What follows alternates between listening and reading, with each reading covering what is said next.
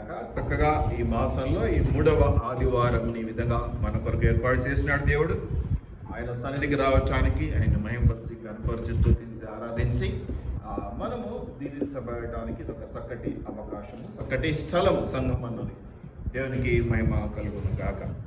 మంచిది. మనం ఈరోజు మరి మాట విని మీరంతా చక్కగా ఇక్కడ వచ్చి కూర్చున్నారు, దేవుని మాటలు వింటూ ఉన్నారు. మంచి ప్రజలు మీరు. అలా కాకుండా మాట వినని ప్రజలు, లోబడనొల్లని ప్రజలు అనేటువంటి మాటలు కూడా మనం బైబిల్ గ్రంథంలో అనేకం వింటూ ఉంటాం. మాట విననొల్లని ప్రజలు, లోబడనొల్లని ప్రజలు అనేటువంటి మాట. వారి గురించి 2 విషయాలు మనం తెలుసుకున్నాం. అటువంటి వారి లిస్టులో మనం ఉండాలా, ఉండకూడదా, అలా ఉంటే ఏం జరుగుద్ది, అలా ఉండకుంటే ఏమిటి ఆశీర్వాదం అనేది కూడా మనం గమనించుకుంటే మనకు అది చాలా మేలును చేస్తుంది అన్నది నా ఆలోచన. మాట విననొల్లని ప్రజలు లయమవుతారు అనేటువంటి మాటలు కూడా, నశించిపోతారు అనేటువంటి మాట కూడా మనం గమనిస్తూ ఉన్నాం. లోబడనొల్లని ప్రజలు అనే మాట మనం గమనిస్తూ ఉన్నాం. మాట వినడం ఎంతో శ్రేయస్కరం అండి. ఆ పెద్దల మాట చద్దన్నపు మూట అనేవాళ్ళు పాత రోజుల్లో. అంటే అంత చక్కగా చద్దన్నం అంటే మీరు ఈరోజు ఏదో అనుకుంటున్నారు, కానీ చాలా చక్కటి ఆరోగ్యానికి అది చాలా మేలుకు మంచిది అనేది, శరీరానికి మంచిది అనేది మనం గమనిస్తూ ఉంటాం. సద్దన్నం, మంచిగా పెరుగన్నం, రాత్రి చేసిన పెరుగన్నం పొద్దున్న తింటే మంచి ఆరోగ్యం ఇలాగా చెప్తూ ఉంటారు. ఈ రోజుల్లో కూడా మనం కొన్ని రీల్స్లో అక్కడెక్కడ డాక్టర్స్ చెప్పింది వింటూ ఉంటాం. మాట వినడం అంతేకాదు, ఇప్పుడు మనం చూస్తా ఉన్నాం, పేరెంట్స్ ఉన్నారు, తల్లిదండ్రులు, వాళ్ళు పిల్లలకు మాట చెప్పినప్పుడు వాళ్ళు వింటే ఒక రకంగా ఎట్లా ఉంటుందో, వినకపోతే ఎట్లా ఉంటుందో మీకే తెలుసు. ఆ ఎక్స్పీరియన్స్ కదా. వినకపోతే ఎట్లా ఉంటుంది, కోపంగా ఉంటుంది, చికాకుగా ఉంటుంది, కొట్టాలనిపిస్తుంది, వాడు ఏదో ఒక రకంగా ఏంద్రై చేయలేదని గదమాయించాలనిపిస్తుంది. అదే మాట వింటే, అబ్బా నా కొడుకు, నా బంగారు ఎప్పుడు కూడా మాట తప్పుడు, ఏ చెప్పినా చేస్తాడని పొగిడి పొగిడి పొగిడి నెత్తికెక్కించుకోవడం జరుగుతూ ఉంటారు. కాబట్టి మాట వినడం శ్రేయస్కరం, మాట వినడం అనేది ఆశీర్వాదం, అందులో అనుమానం ఏమీ లేదు. అయితే వినకపోవడము లేదా మాట, వీటిని మనము భాగాలు చేయొచ్చండి. మాట వినటం ఓకే, ఇక వినడం అనేది పక్కన పెట్టేసేయండి. వినటంలో మళ్ళీ 2 రకాలు ఉంటాయి. వింటారు కానీ చేయరు, విననైతే వింటారు కానీ ఆచరించనైతే ఆచరించరు. ఇక కొంతమంది ఏంటంటే వినరు, అసలు వినరు. వాళ్ళ దగ్గర అయితే విసుగు విసుగు విసుగు, ఇంకా చెప్పాలి చెప్పాలి, దేవుడేమో వదలడు చెప్పాలంటే, వాళ్ళేమో వినరు. ఇదో నేను చెప్తుంటాను చూడండి, మీకు నిద్ర బయటనే లేపొచ్చు, మేల్కొని ఉండేవాడికి చెప్పొచ్చు. ఈ నిద్ర నటిస్తూ ఉంటారు చూసారా, నాకు అన్నీ తెలుసు, నేను రోజువారీ ప్రార్థన చేసుకుంటూ ఉంటాను, రోజువారీ బైబిల్ చదువుతూ ఉంటానికి ఈయనకేం తెలుసు అనేటువంటి ఆ కాన్సెప్ట్లో ఉండిపోతారు కదా. వాళ్ళకి మనం ఎంత చెప్పినా కూడా వృధా ప్రయాసం. ఎందుకంటే వాళ్ళు ఎప్పుడు తన పై తలంపుల్లోనే ఉంటారు, పై ఆలోచనలోనే ఉంటారు. ఆ స్టేటస్ వాళ్ళను అలాగా నిలబెట్టేస్తుంది. కాబట్టి వాళ్ళకి ఏంటంటే వినాలనిపించదు. పాపం ఇంటికట్ట బైబిల్ చదివి ఓపికండదు, టైం ఉండదు కదా. ఇక్కడికి దేవుడు అయ్యగారు చెప్పేది ఏదన్నా వినండి, అది కఠినమైందైనా హెచ్చరిక అయిందైనా అంటే ఇక్కడికి వచ్చి బైబిల్ చదువుతుంటాం. చాలా మంది నేను చూస్తూ ఉంటాం, పండగలప్పుడు పబ్బాలప్పుడు పాపం వచ్చి ఈడ కూర్చొని బైబిల్ చదువుతుంటారు. పాపం అప్పుడు ఆ రోజు పండగ కదా, దేవుడు దీవిస్తాడు అనుకుంటారు. సరే, ఏదైనా కూడా మాట వినండి. ఇక్కడికి వచ్చింది వినడానికి, కాబట్టి వినాలి, ఆకలింపు చేసుకోవాలి, అవగాహన చేసుకోవాలి. మొన్న ఒకరోజు వాక్యం చూపించా, హెచ్చరికలైనను ఆనందముతో స్వీకరించాలి. అట్లాగా కొన్ని మాటలు మనం గమనిస్తే నిర్గమకాండంలో 33వ అధ్యాయము 3-5 వచనాల్లో మీరు గమనిస్తే, నిర్గమకాండంలో 33వ అధ్యాయంలో 3వ వచనము మరియు 5వ వచనానికి మీరు గమనించినట్లయితే,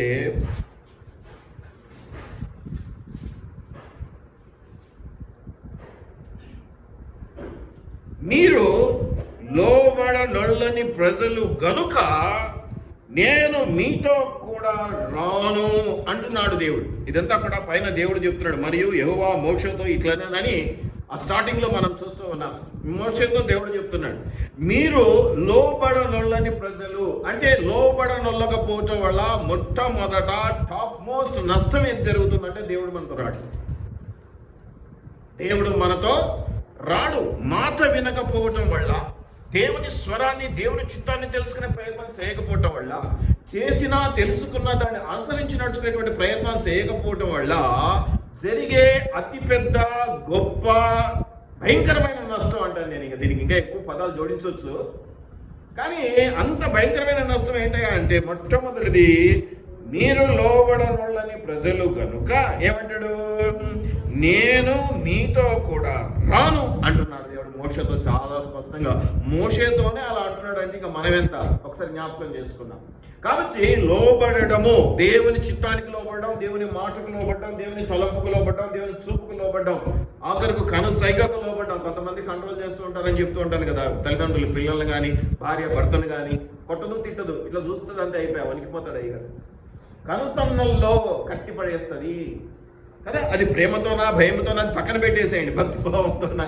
భార్య అంటే కూడా భక్తిభావం ఉండాలి కాబట్టి మనం జ్ఞాపకం చేసుకుంటే ఈరోజు లోబడనొళ్ళని ప్రజల గురించి మాట్లాడుకుంటే, ఆ లోబడినొళ్ళని ప్రజలకి మొట్టమొదట జరిగే ప్రతి పెద్ద నష్టం ఏమిటంటే దేవుడు వారితో ఉండడు.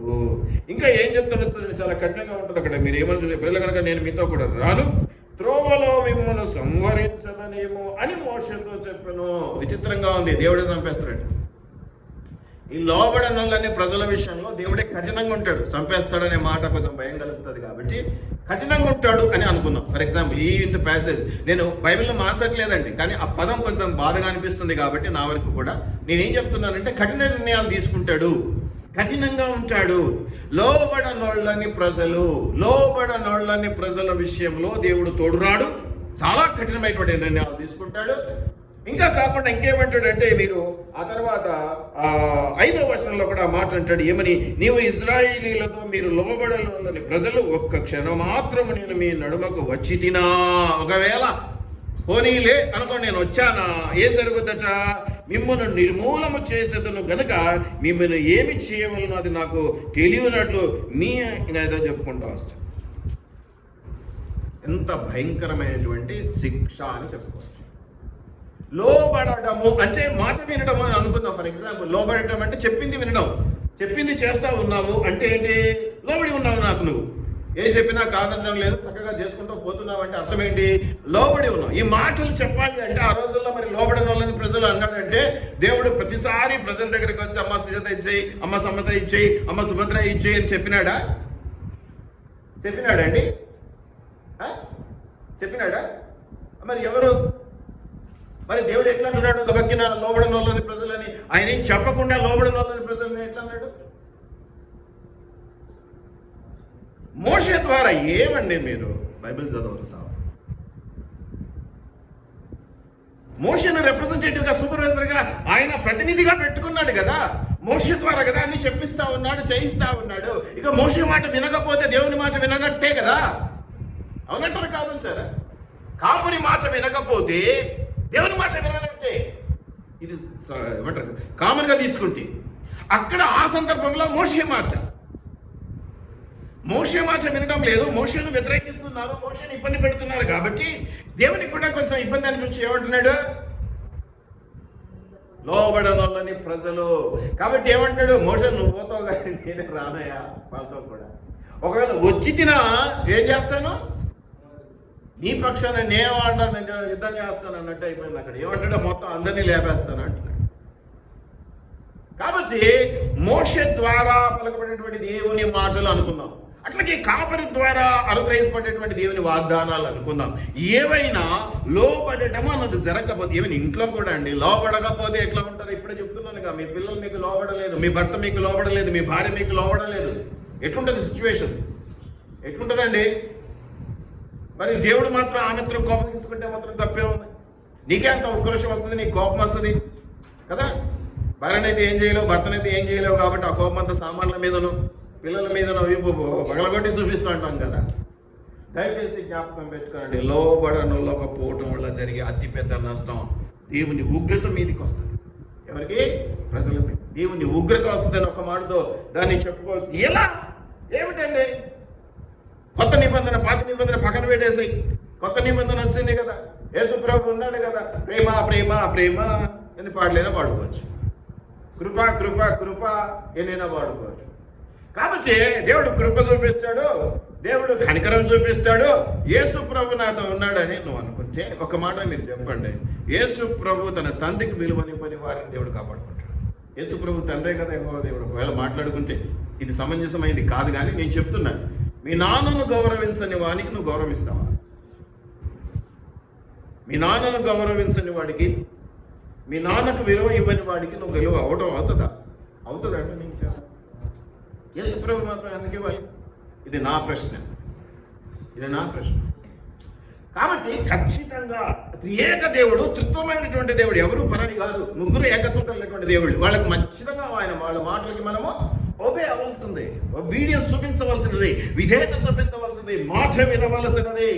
అయితే ఈ రోజుల్లో సైతం ఏమిటే, ఆ రోజుల్లో మోషన్ పెట్టుకున్నట్టే ఈ రోజుల్లో కాపాడు ద్వారా ఇక వేరే ప్రత్యక్షత లేదు.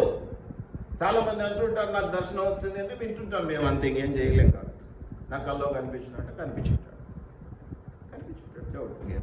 చెప్పలేదు. దానికి మనం ఏం చెప్తాం? సరేలేమ్మా పంపించడం, ప్రోత్సహించాలి కాబట్టి సరేలేమన్నా పంపించడం. దయచేసి జ్ఞాపకం పెట్టుకోండి ప్రేమటువంటి దేవుని బిడ్డలారా, లోబడని తత్వము ఏదైనా సరే, ఈవెన్ నువ్వు ఆఫీస్లో పనిచేస్తున్నావు, నువ్వు ఒక యజమానికి, నీ దగ్గర 10 మంది పనిచేస్తున్నాడు, వాడు ఒకటి నీ మాట వినడంలా ఎటుంటుంది నీకు?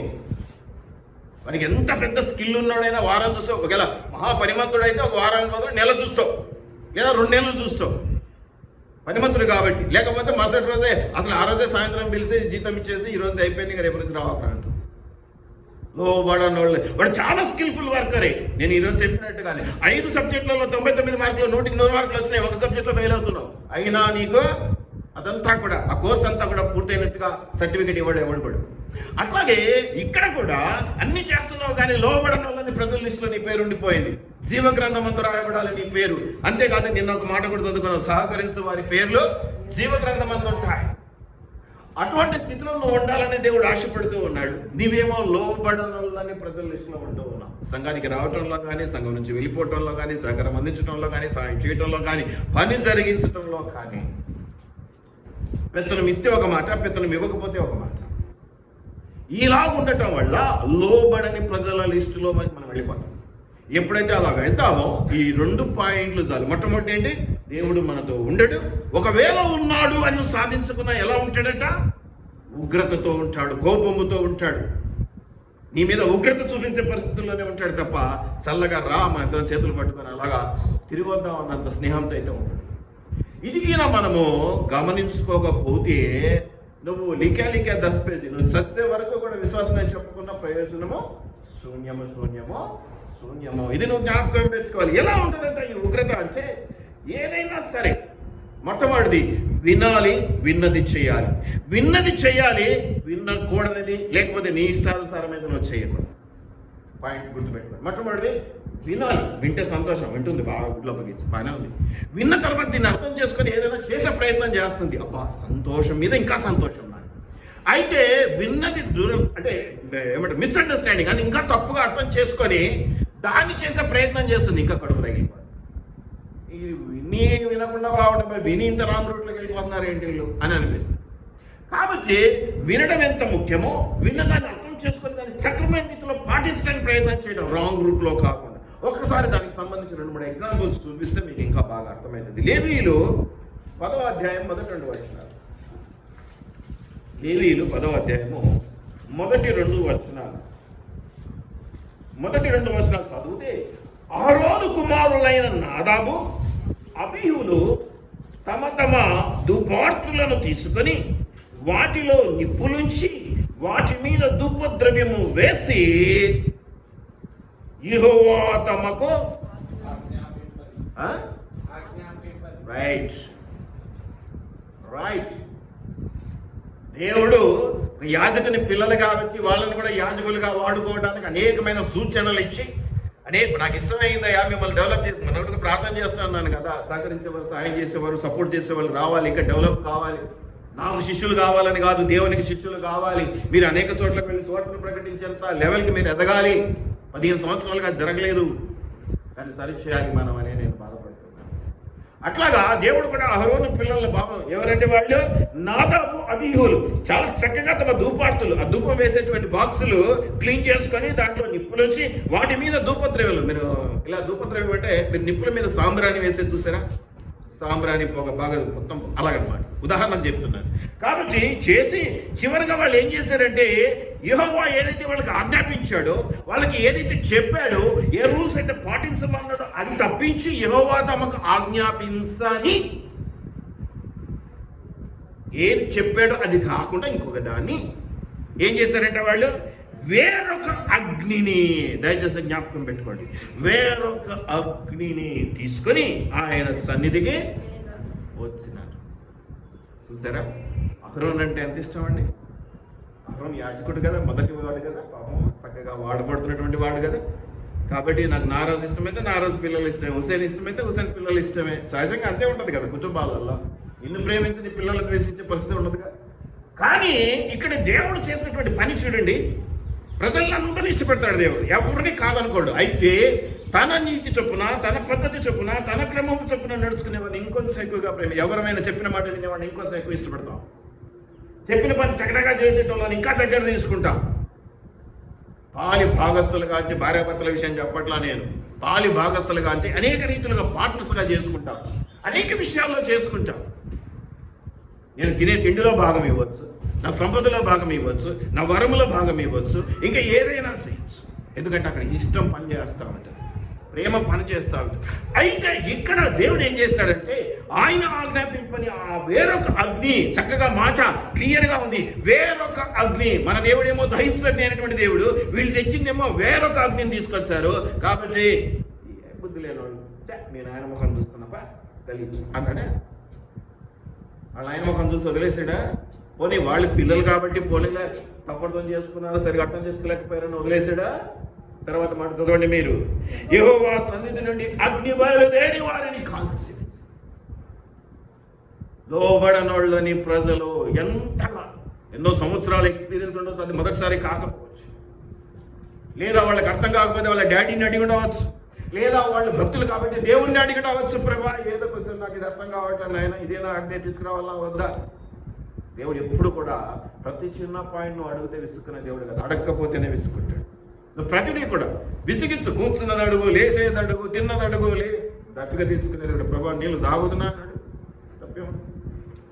కానీ అడగకుండా తప్పుదోగబోకు.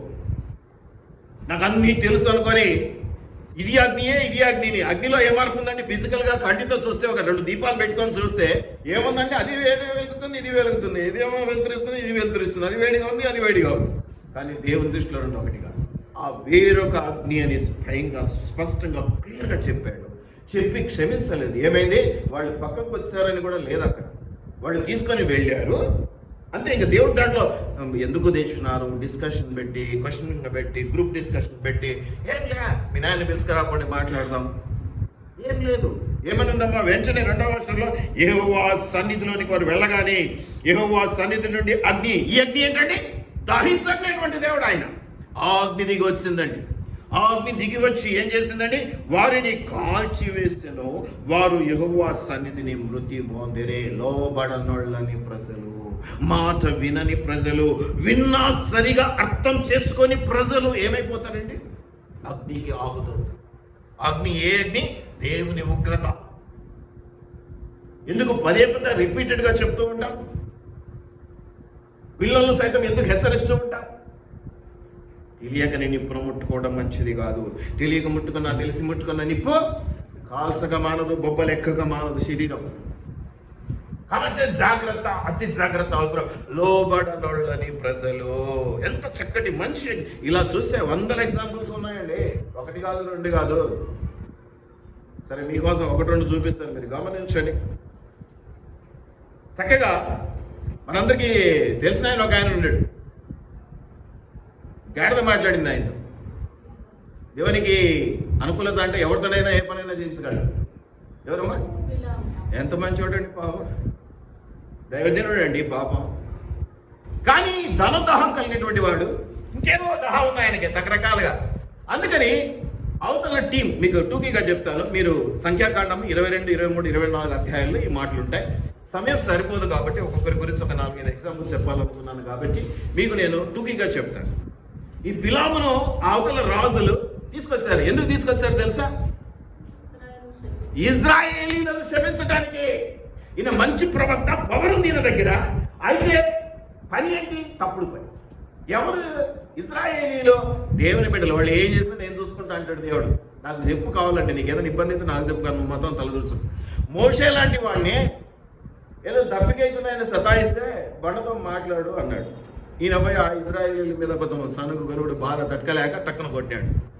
కాబట్టి మంచిదేలే వాళ్ళు సనుగుతుంటే నీకు బాధ అనిపించింది అని మోషన్ అనలా దేవుడు. ఏమన్నాడు? నేను మాట్లాడమంటే నువ్వు కొట్టావు కాబట్టి నువ్వు కానానులోనికి పెద్ద శిక్ష. రకంగా చెప్పాలంటే మోషేకి అదేం కాదులే, కానీ మోషే అట్లాగే దేవునితో ఉన్నటువంటి గొప్ప వ్యక్తి. కానీ లోక దృష్టిలో మనం చూస్తే చాలా పెద్ద పనిష్మెంట్ ఇచ్చాడు దేవుడు. నువ్వు కానానులోనికి ప్రవేశింపలేవు అన్నాడు. ఎంత పెద్ద శిక్ష! దేవుని మాటకు విలువ ఇవ్వకపోతే అటువంటి శిక్షలకు లోనవుతాం, అటువంటి శ్రమలకు లోనవుతాం, అటువంటి ఇబ్బందులకు లోనవుతాం. లోబడనొల్లని ప్రజలు ఈ రోజుల్లో అక్కడ ఏమిటండి, నాకు ఉద్యోగం రావట్లేదు, ఇక్కడ ఏంటండి నాకు చాలా అనారోగ్య సమస్యలు ఉన్నాయి, ఇక్కడ ఏంటండి నాకు చాలా కుటుంబ సమస్యలు ఉన్నాయి. మొట్టమొదటి నాకు కనిపించేటువంటి మాట, లోబడనొల్లని ఏమైనా ఉన్నాయా వీళ్ళలో? లోబడనొల్లని ప్రజలుగా వీరున్నారా? అటువంటి వాటిని సరి చేసుకోండి. నేను మెల్లమెల్లగా ఒకటి చెప్పుకుంటూ వస్తాను. ఇవి సరి చేసుకుంటుండే కొద్ది దగ్గరతనం పెరుగుతుండే కొద్ది ఈ శ్రమలు కొంచెం దూరమై ఇంకాస్త దీవెనలు వస్తూ ఉంటాయి, ఇంకాస్త దీవెనలు వస్తుంటాయి. పిల్లలు లేరు, ఇంకేదో లేదు, ఇంకేదో కష్టం, ఇంకేదో నష్టం, మనకు అన్ని బాగుంటాయండి. మన లోకరీతిగా చూసే ఈ కనులకు ఏంటంటే, నేనా తప్పు చేసినా, ఎప్పుడైనా చేసినానా, నిద్రలో కూడా చేయని తెలుసా అంటాం. మరి ఎందుకంటే ఎక్కడో ఇరుక్కొని ఉంటాం దేవుని దగ్గర. మనం ఏమంటాం అంటే, ఈ లోకంలో ఈ పాప పుణ్యాలు, ఈ పరిస్థితులు ఇవన్నీ చూసి వాటికి కట్టుబడి అయ్యో ఇది చేయలే, అయ్యో అది చేయ, అసలైనది ఏంటంటే ముందు మాట వినడం. అదే పెద్ద తత్వంగా నా దగ్గర అంటాడు. లోబడనొల్లని ప్రజలు, మాట వినని ప్రజలు. ఎంతగా బిలామును మీరు గమనిస్తే సంఖ్యాకాండము 22, 23, 24 చాప్టర్స్లో ఆ మాటలు ఉంటాయి. మీరు గమనిస్తే 28వ వచనము 22వ అధ్యాయంలో, అప్పుడు యెహోవా ఆ గాడిదకు వాక్కునిచ్చెను గనక అది నీవు నన్ను ముమ్మారు కొట్టితివి, నేను నిన్నేమి చేసి తిన్నని బిలాముతో అనగా, బిలాము నీవు నా మీద తిరగబడితివి. గాడిద మాట వినకపోతేనే ఎన్నిసార్లు కొట్టినండి బిలాము? దేవుని మాట పక్కన పెట్టేసి దేవుని ప్రజలను శపించడానికి టింగుటింగ్ అనుకుంటా బయలుదేరినాడే. ఎన్నిసార్లు కొట్టాల దేవుడు? ఇశ్రాయేలీయులు దేవుని ప్రజలు. ఆ ప్రజలను శపించమని ఎవడో ఒకడు వచ్చి ధనమో ఇంకేదో ఇస్తానని ప్రలోభ పెట్టి ఉంటే ఆ కథలన్నీ మీరు చదువుకోండి, సమయం సరిపోదు. అయితే ఏమనాలి? సరే ఓకే, నీకు నష్టమైందా ఇశ్రాయేలీయుల వల్ల? నేను దేవునితోనే మొరపెట్టాను, ప్రభా నీ ప్రజల వల్ల మనకు నష్టం జరుగుతూ ఉంది అని మనం దేవునితోనే మొరపెట్టుకోవచ్చు. ఆ ఛాన్స్ పక్కన పెట్టేసి వాళ్ళు ఇచ్చే దేనికి ఆశపడి ఈయన టింగు అని బయలుదేరి ఆ గాడిద దేవుని సత్యాన్ని తెలుసుకొని దేవుని యొక్క పరిస్థితిని బట్టి మొరాయిస్తే ముమ్మారు కొట్టినాడని ఇన్నే ఉంది వాక్యాలు. మాట వినలేదని గాడిదనే కొడితే మాట నిన్ను నేను ఎన్నిసార్లు కొట్టాలా అంటాడు దేవుడు. బిలాముకి ఏం జరిగిందో, బిలాము కథ ఏంటో మీరు కొన్నిసార్లు చదువుకోండి. మీరు బైబిల్ చదవండి ప్లీజ్, కథలుగా చదవండి. పరిశుద్ధ గ్రంథం అని బిగ తీసుకొని కూర్చొని చదవబుద్ధి కాలేదని పక్కనే కండి, సాతాను చదవబుద్ధి కానివ్వకుండా చేస్తాం. వాళ్ళు ఒకరు ఎవరో చెప్తున్నారు, తీసుకున్నాం చదువుతున్నాం, మీరు చెప్పిన వాళ్ళ నుంచి ఒక్క ముక్క అర్థం కావట్లేదన్న. గంట కూర్చొని ఒక్క ముక్క అర్థం కావట్లేదు. ఏం భయపడాలి, నెల జరుగుతుంది, 2 నెలల తర్వాత తలకెక్కడం మొదలవుతుంది. ఇలా నీకు ఏమీ అనిపించట్లేదని వదిలేకు అని చెప్పి వదిలేకు. మొదట అట్లాగే అనిపిస్తుంది. పుస్తకం ముట్టుకోగానే, బైబిల్ ముట్టుకోగానే నిద్ర వస్తుంది. వాళ్ళు ఇచ్చిట్టని ఊగుతుంటాం. సాతాను బయట ఎక్కువ తంత్రం. ఎదిరించి నిలబడండి, దేవుని సత్యం మీకు బయలుపరచబడతారు. మీరు లోబడని ప్రజలుగా కాక లోబడే ప్రజలుగా మార్చబడతారు. లోబడి దేవుడు ఏం చెప్తాడనేది ఇదే కదా. కాపరి ఏం చెప్పినా మళ్ళీ మీరు అనుకుంటారు సగం ఈయన సొంత నాలెడ్జ్ చెప్పి చెప్పాడు అంటారు. అదే మీరు బైబిల్ చదువుకోండి పూర్తిగా. మీకు దేవుడు ఏం మాట్లాడతాడు, దేవుడు ఏం మాట్లాడాడో తెలుస్తుంది. దాని ప్రకారం ఎలా నడుచుకోవాలో మీ ఇష్టం. మీరు బుద్ధి మా దగ్గరికి వస్తే డైరెక్షన్ ఇస్తాం, లేకపోతే ఓకే పోనీ మీరు మీకు అర్థమైంది మీరు చేసుకుంటారు. ఇది లేదు అది లేదు చెప్పింది వినరు, మీరు చదివి తెలుసుకోరు. ఎట్లా మరి మీకు మేలు జరిగేది? దయచేసి జ్ఞాపకం పెట్టుకోండి. బిలామును సైతము గద్దించినాడు దేవుడు. ఆయన ఎందుకు? కాని పనికి వెళ్ళాడు. దేవుని పని కాని పనికి ఆయన చేశాడు. దేవుని పని కోసం వెళ్ళి ప్రయాసపడి దేవుని పని కానిది ఏదో అది పక్కన పెట్టేసి బిలాము. ఇలాంటి వాళ్ళు చాలా మంది ఉన్నారండి. ఇంకా మీకు తెలిసిన వాళ్ళు ఎవరైనా ఉన్నారు? ఓఫ్ని, ఫినెహాస్, ఏలీ కుమారులు. 1 సమూయేలు 2వ అధ్యాయం. 1 సమూయేలు 2వ అధ్యాయం. 1 సమూయేలు 2వ అధ్యాయంలో మీరు వీళ్ళ గురించి 12 నుంచి 17 వచనాలు మీరు గమనించగలుగుతారు. వాళ్ళు చాలా పాపిస్టులు, ఇందులో అనుమానం ఏం లేదు. వాళ్ళు చాలా తప్పులు చేశారు. కానీ దేవుడు సహిస్తూ వస్తున్నాడు. పోనీలే ఏలి కుమారులు కదా అని. కానీ ఒక దగ్గర పాయింట్ దగ్గర ఆయనకి నశాలానికి ఎక్కిందంటే అయిపోయింది. కోపం, ఉగ్రత పెరిగింది. ఏమిటి అంటే ఈ 12-17 వచనాల్లో ఏలీ కుమారులు యెహోవాను ఎరుగని వారై మిక్కిలి దుర్మార్గులై ఉండరి, తనను ఎరుగని వారై మిక్కిలి దుర్మార్గులై ఉండరి. వాటికి కూడా కొత్త గొప్ప క్షమాగుణం కలిగి ఉంది దేవుని దగ్గర. తనని ఎరుగని ప్రజల పట్ల దేవుడు క్షమించే గుణం కలిగి ఉన్నాడు. అయితే జరిగిన తప్పు ఏంటంటే చాలా చిన్నదండి, చాలా చిన్నది. ఇది చదువుతుంటే నాకు ఒక పాస్టర్ గారు గుర్తుకొచ్చారు, అది చెప్తాను నేను తర్వాత. నారాజు నాకు తెలుసు. ఏమని ఉందంటే ఇక్కడ జనుల విషయమై యాజకులు చేస్తూ వచ్చిన పని ఏమనగా, ఎవడైనా బలి పశువును వధించిన మీదట మాంసము మాంసము మాంసము మాంసము మాంసము మాంసము గట్టిగా చెప్పండి రా బాబు. ఉడుకుచుండగా, గుర్తుపెట్టుకోండి, ఉడుకుచుండగా. ఇంకేమిటంటున్నాడమ్మా? యాజకుని వారు ఎవరైనా పంపిస్తాడు అసిస్టెంట్ని, ఆయన రాడు. కాబట్టి వాళ్ళు ఏం చేస్తారంటే 3 కొంకులు ఉన్నటువంటి 3 కొంకులు ఉంటాయి, అది ఇట్లా పెట్టి కొట్టాలి. 3 కొంకు చేత కొంకిని తీసుకొని వచ్చి గొరుసులో కానీ తపేలాలో కానీ గూనెలు అంటే ఇవన్నీ డేక్షాలు, తపేలాలు, ఇవన్నీ మనము కురుండుకోవడానికి తెచ్చుకుంటే అవి రకరకాలు ఉన్నాయన్నమాట. బకెట్లు కానీ దాంట్లో ఏం చేస్తున్నారమ్మా? కుండలో కానీ, అది చిన్నదైనా పెద్ద గంగాళమైనా ఏదైనా వాళ్ళు ఆ మాంసం వేసింటారు కదా దాంట్లో.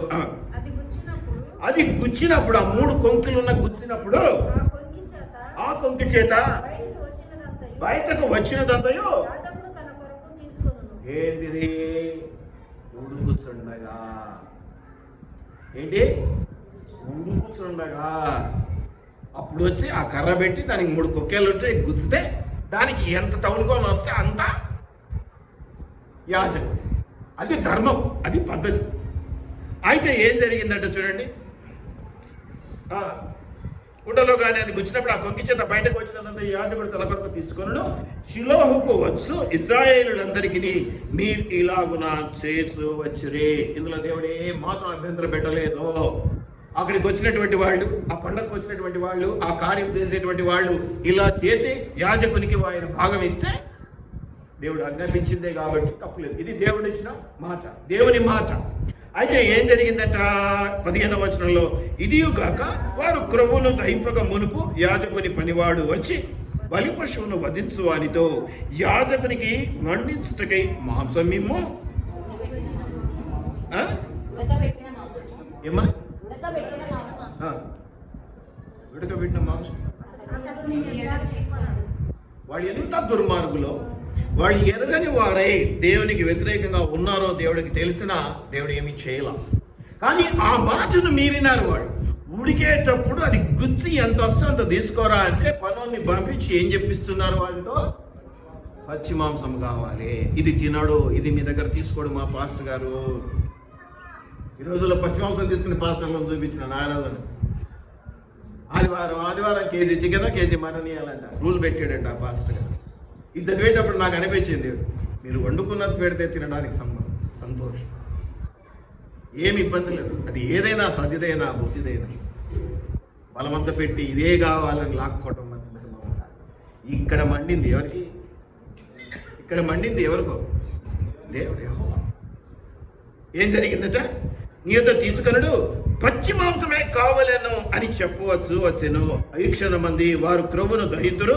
తర్వాత నీ మనసు వచ్చినంత మట్టుకు తీసుకొని వచ్చినని వానితో ఆ మనిషి చెప్పిన ఎడల వాడు అలాగూ వద్దు, ఇప్పుడే వేయాలి. కనీసం మేమేదో చేసుకుంటాం, అది చేసుకున్నాకన్నా తీసుకోపోరా అని మళ్ళీ అది కూడా వద్దన్నాడు. అది కూడా వద్దు. మొట్టమొదటిది ఏంటి? ఉడకబెట్టినది తీసుకోవాలి అంటే ఉడుకుచుండగా, ఉడకబెట్టింది కాదు, ఉడుకుచుండగా దాంట్లో తీసుకోవాలి అని చెప్తే అది వదిలేసి పచ్చిమాంసం కావాలి. అది కూడా ఏంటి? వాళ్ళు ఏదో పని చేసుకుంటున్నారు, అదే లేదంట, దానికంటే ముందే నాకే కావాలి. మొదట శ్రేష్టమైనవి తీయాలి యాజకుని కోసం, పాస్టర్ల కోసం. ఎంతమంది తీస్తారు? ఏమనండి? ఇప్పుడే ఇవ్వలేను, లేని ఎడల బలవంతము చేసా తీసుకొందునను. అందువలన జనులు యెహోవాకు నైవేద్యము చేయుట ఏందో అసహ్యపడుటకు ఆ యవ్వనులు కారణమైన గనుక వారి పాపం యెహోవా సన్నిధిని. అంతకుముందు కూడా వాడి పాపమే, కానీ అప్పుడేం పెద్ద దేవుడు కరుణించినట్టే కనిపిస్తున్నది. కానీ ఈ పాయింట్లో దొరికిపోయినారు వాళ్ళు. ఇప్పుడు ఏమైంది దేవుని దగ్గర ఆ పాపము? గొప్పదాయను, చెప్పిన మాట వినాలి, నీ ఇష్టరాజ్యంగా చేయటానికి లేదు, నీకు నచ్చినట్టు చేయటానికి లేదు. దేవుడు అది పచ్చి మాంసం అంటే పచ్చి తీసుకొని ఉండాలి, ఉడుకుచుండగా అంటే ఉడుకుచుండగా తీసుకో. ఉడుకుచుండగా అంటే సగం మెత్తన సగం గట్టిగా ఉంటుందేమో కదా, ఇంకా సరిగా ఉడక. ఇంకొక చోట మీరు గమనిస్తే ఒక కాపరి విషయంలో ఇలా ఉండాలి అని చెప్తాడు. మీకు కథ చెప్పినట్టే చెప్తాను, సమయం సరిపోదు కాబట్టి. కొలతేస్తాడు, ఇన్ని గ్రాముల ఆవులు, ఇన్ని గ్రాముల జొన్నలు, ఇన్ని గ్రాములని. దాంతో రొట్టెలు చేసుకోవాలి. రొట్టెలు చేసుకోవాలంటే ఆ రోజుల్లో కర్రలు గిర్రలు మంట ఇది. కానీ ఆయన ఏమన్నాడు? పిడకలు అన్నాడు. బైబిల్లో ఉన్నమాట చెప్తున్నాడు, బైబిల్లో ఉన్నమాట. కానీ ఏ పిడకలు? ఆవు పేడ, గేదె పేడ, పిడకలు వాడుతూనే కదా చేస్తారు. ఆ యాజకునికి దేవుడు ఏదో ఆజ్ఞాపించినాడు. నాగరాజు నోట్లో ఉంది, చెప్పట్లేదు, గట్టి చెప్పు. ఇప్పుడేది ఏం లేదా? మనుష్య మలము. ఆయన చాలా గొప్ప యాజకుడు. ఆయనకి ఇచ్చిందే 200 గ్రాములు, 300 గ్రాములు, పావు కిలో ఇది ఇచ్చి రొట్టెలు చేసుకోవాలి అన్నాడు. ఆ రొట్టెలు కూడా దేని మీద కలుసుకొని తినమన్నాడు? మనుష్య మలము మీద. తిన్నాడా పాస్టర్ గారు? అస్సేం అనిపిస్తుంది మనకి. చేయగలమా? దేవుడు చెప్తే. అందుకే ఆ కాపరి, ఆ యాజకుడు, ఆ ప్రవక్త పెద్ద ఎత్తున దీవించబడ్డాడు. ఇది నేను కథగా జ్ఞాపకం చేస్తున్నాను, రెఫరెన్స్ తీసుకోండి, చదవండి. ఇది మీరు అసహించుకునే మాట కాదు. అది దేవునికి లోబడ్డం అంటే ఏ లెవెల్కి ఆయన తగ్గించుకున్నాడు, ఏ లెవెల్కి ఆయన దేవుని నమ్మాడు, ఏ లెవెల్లో ఆయన దేవుని ప్రేమించాడో దాంట్లో తెలిసిపోతుంది. ఆయన చేసిన పనిలో తెలిసిపోతుంది. ఒకవేళ ఆయనే కొంచెం మార్చనైనా నాకు కొంచెం ఇబ్బందిగా ఉంది అంటే దేవుడు మార్చేటోడో కాదో పక్కన పెట్టి, కనీసం మార్చమని కూడా ఆయన అడగలేదు. మార్చమని అడిగాడా? ఏది ప్రభా, మంచి భక్తులు నిన్ను తీసుకపోయి దాని మీద కలుసుకొని తినమంటున్నావు స్వామి. అది నువ్వు మట్టి అంటుకుంటే దులుపుకొని తింటావు. లోబడటం అంటే అదండి. లోబడటం అంటే ఆ లెవెల్కి తగ్గించుకోవటం, ఆ లెవెల్కి దేవుని మాట వినడం. మనుష్య మలం అని క్లియర్గా ఉంది దాంట్లో, అవునా? మనుష్య మలము అని క్లియర్గా ఇచ్చాడు సబ్జెక్ట్. ఏ చాప్టర్, ఏం కథ మీరు నాకు వచ్చాను అని చెప్పాలి. ఎవడు చేశాడు? లోబడిన వాడు చేసే పద్ధతి అది. లోబడిన వాడు చేసే పద్ధతి ఇప్పుడు మనం చెప్పుకుంటూ ఉన్నాం. అందుకే మధ్య మధ్యలో అవి కూడా తెస్తున్నాం, మధ్య మధ్యలో అవి కూడా ఒకటి తెస్తాం. ఎందుకంటే అది కూడా నీకు అర్థం కావాలి కదా. లోబడితే ఏముంటుంది, లోబడకపోతే ఎలా ఉంటుంది. ఎంత గొప్పనైనటువంటి లోబడి ఉండేటువంటి తత్వం తెలుసా అది. అసలు దాంట్లో అతని విధేయత, అతని గొప్ప భక్తి, అతని యొక్క విశ్వాసం అన్నీ తెలిసిపోయినాయి. ఏంటి? ఒక్క మాట, ఆ మాట చెప్పినప్పుడు లోబడ్డాం. వేరేది ఏదైనా లోబడ్డాడు అంటే ఏమలే మామూలే, ఎవరి మనిషిని తేరా అంటే ఈ రోజుల్లో కొంతమంది చేస్తూ ఉంటారు. మాకు ఆశీర్వాదాలు కావాలా, మమ్మల్ని మేము తగ్గించుకోవాలని ఇంకా తినకముందే విస్తరులు లాక్కపోతుంటారు. ఏమంటే అవి ఎంగిలి త్రాగు తీస్తే మాకు ఆశీర్వాదం. మరి తినలేదురా, ఇంకా కొంచెం ఉందిరా తినరు. ఎంగిలి త్రాగు తీస్తే ఆశీర్వాదం అంట. ఎంగిలి చాయ్ కప్పు తీస్తే ఆశీర్వాదం అంటాడు. హృదయం నిండా కల్మషం పెట్టుకొని, హృదయం నిండా కసి పెట్టుకొని ఇలా చేస్తే దేవుని ఆశీర్వాదం పొందుకుంటా. ఇది లోబడే తత్వం. నిజంగా షో బిజినెస్. పైన ప్రచారం ఉండకూడదు, లోన ఉండాలి ఏదో అని. లోబడటం అంటే ఇదండి. లోబడటం అంటే ఇది అనేది నేను జ్ఞాపకం చేస్తూ ఉన్నాను. మాంసం ఉడుకుచుండగా పచ్చి మాంసం కావాలని అడిగినారు. దేవుడు వారి పాపం, అప్పటి వరకు పాపమే ఉన్నారు, వాళ్ళేం పుణ్యాత్ములు కాదు. కానీ దేవుడు కొంచెం చూడన్నాడు, చూద్దాం ఏలి పిల్లలు కదా అన్నట్టు అనుకున్నాడు. దీనితో దిమ్మ తిరిగిపోయింది దేవునికి. వారి పాపమా బహుగా. అందుకే జాగ్రత్తగా ఉండాలి దేవుని విషయం. దేవుడు ఏం చెప్తాడు ఎస్ అంటే తర్వాత ఇంకేమి నో అనేది ఉంటుంది. ఇక తల వంచటమే తప్ప, నో ప్రాబ్లం అనడం తప్ప ఎవ్రీథింగ్ ప్రాబ్లం అనడానికి వీలే. చక్కటి లోబడే తత్వాన్ని దేవుడు మనకి జ్ఞాపకం చేస్తాడు. మీరు పుస్తకాలు తీసుకొని ఆ రెఫరెన్స్ ఖచ్చితంగా నాకు చెప్పాలి, ముఖ్యంగా చదువుకున్న పిల్లలు. ఆ యాజకుడు ఎవడు, ఏ చాప్టర్స్లో ఉంది అన్నమాట. మనుష్య మలంతో, అది కూడా ఏంటి, విచ్చలవిడిగా ఆయనకి ఆహారం ఇవ్వలేదు దేవుడు. కొలత, అప్పట్లో కొలత అంటే మీకు తెలియదు కాబట్టి ఇప్పుడు చెప్తున్నా. 100 గ్రాముల సొన్నలు, 100 గ్రాముల రాగులు అని కొలత వేసి ఇంకే తినాలను అన్నాడు. అంతే. నీకు నాకు బిర్యానీ పెడితే ఎన్నడూ ఎంత 2-3 తినేంత తింటాం. అంత లిమిట్లో పెట్టి మళ్ళీ దేని మీద కలుసుకొని తినమన్నాడు. దయచేసి జ్ఞాపకం పెట్టుకోండి. ప్రేమైన దేవుని బిడ్డలారా, లోబడటం అనేది అనేది చాలా చాలా అవసరం అనేది నేను మీకు జ్ఞాపకం చేస్తూ ఉన్నాను. మరి అంతేకాకుండా మరొక మాట నేను మీకు జ్ఞాపకం చేస్తూ ఉన్నాను. మొదటి సమూయేలులో చూస్తే మీరు 2వ అధ్యాయంలో ఇవన్నీ కూడా చూస్తున్నాం కదా. 12 నుంచి 17 వరకు చదివినాం కదా. ఈ సమూయేలు అంటే నాకు జ్ఞాపకం వస్తుందండి. సమూయేలు ఇద్దరిని అభిషేకించాడు. 2 రాజులకు అభిషేకం ఆయన ఇచ్చాడు కదా. ఫస్ట్ రాజు ఎవరండి? బాగా చెప్తున్నారు. బైబిల్ చదివే వాళ్ళు కొంతమంది ఉన్నారు. సో సౌలు రాజు, మొదటి రాజు ఇశ్రాయేలీలకి సమూయేలు అభిషేకించినాడు. ఆయన వచ్చేసి ఏ గోత్రికుడు? బెన్యామీను గోత్రికుడు. బహుశా దావీదును రాజు చేయాలనుకొని ఉంటాడు, ఎందుకంటే తర్వాత దావీది. కానీ మొదట తనకు ఇష్టమైన కొడుకు కాబట్టి, హృదయానుసారుడు కాబట్టి కష్టపడకూడదని మొదట ఎవరినో తీసుకొచ్చి మొత్తం లైన్ క్లియర్ చేసి ఆ తర్వాత తెచ్చిపెట్టి, నాకు అనిపిస్తుంది లోకరీతిగా తప్పే అదే. కానీ అనుకుంటాను దేవునికి ఇష్టమైనవాడు కాబట్టి ఆయన కొంచెం కష్టం తక్కువ కలిగేలా మొదట సౌలు చేత సైన్యాన్ని, ఎవ్రీథింగ్ అంటే ఒక రాజు ఉండవలసిన సెటప్ నన్ని సౌలు చేసి తర్వాత దావీదుకి ఇచ్చాడు. కొంత శ్రమ తగ్గి, ఒకరు రూట్ వేసాక మనం వెళ్ళడం పెద్ద కష్టమేం కాదు. దాన్ని సరి చేసుకుంటూ, కొంచెం మాడిఫికేషన్ చేసుకుంటూ, కొన్ని ఎక్స్ట్రాస్ చేసుకుంటూ మనం వెళ్ళడం పెద్ద విశేషమేం కాదు. సౌలు అలా చేశాడు. మంచిది. మొదటి రాజు వెరీ నైస్. సరే, సౌలు నువ్వు రాజుగా చేసినందుకు పశ్చాత్తాపడను అనే మాట కూడా మనం ఉంది కదా, వాక్యంలో ఉంది. సో ఇక మనం ఇప్పుడే తెలియకుండానే నేను చెప్పేశా. రెండవ రాజు అమ్మా గట్టిగా చెప్పండి అమ్మా, రికార్డు నాకు కొంత రాసిపోతుంది. దావీదు చాలా హృదయానుసారుడు అని పెట్టుకున్నాడు కదా దేవుడు, ఆ హృదయానుసారుడు అని. సో ఆయన కూడా సమూయేలు చేత అభిషేకించబడ్డాడు. అంతేకాకుండా యూదా గోత్రికుడు. అవునా? యూదా గోత్రికుడు. యూదా కదా, యూదా వంశం కదా కాదమ్మా. దావీదు యూదా గోత్రం నుంచి యేసుప్రభు వస్తున్నాడు కదా, మరి దావీదు వంశం అదే అయితేనే కదా దావీదు పేరు కూడా దాంట్లో కనిపిస్తుంది. సరే, వాళ్ళ గోత్రాలతో మళ్ళీ చెప్తాను, ఏం పని, ఎందుకు గోత్రం అనే మాట కూడా ఎత్తాను దానికి చెప్తాను. సో బాగానే ఉంది. ఇక ఇట్లా లోతుకు పోతే సమయం సరిపోదు కనుక తక్కువ చెప్పండి. 3వ రాజు ఎవరు? 3వ రాజు, థర్డ్ కింగ్ ఆఫ్ ఇజ్రాయెల్స్. 3వ రాజు గట్టిగా చెప్పమ్మా. ఏమో ఒక మాట అంటామ్మా, కోపం వస్తుంది అంతే తప్పు చెప్తే. దాన్ని కూడా మీరు భయపడి చెప్పకపోతే. 3వ రాజు wrong answer, Solomon. Very nice. Claps కొట్టండి ఆ రాజు కోసం. మీరంతా చెప్పలేదు కాబట్టి కొంచెం సిగ్గన పడతారు. 3వ రాజు. కానీ మీకు అందరికీ తెలియదు ఒకటి ఉంది, తర్వాత ఏదో మధ్యలో జరుగుతుంది. జరిగినప్పుడు దేవుడు అంటాడు రాజ్యాన్ని విభాగిస్తాను అంటాడు, రాజ్యము చీలుస్తాను అంటాడు. తర్వాత దావీదు వంశంలో జరగలేదు అది. సొలొమోన్ అంటే కూడా ఇష్టం కాబట్టి జరగలేదు. తర్వాత సో ఇజ్రాయేలీలు అంటే ఎన్ని గోత్రాలు? 12 గోత్రాలు. Very good. ఈ 12 గోత్రాలు 2 భాగాలు అయినాయి. కరెక్ట్గా చెప్పను, మామూలుగా మీకు టూపీగా అర్థమయ్యేటట్టుగా చెప్పే ప్రయత్నం చేస్తాను. 10 భాగాలు ఒకటి. ఈ 10 భాగాలు కూడా ఇజ్రాయేలీలుగానే పిలువబడ్డారు. యూదా ఇంకా ఒకటి కలిసి పక్కకు వచ్చాయి. వాళ్ళని ఏమని పిలిచారు?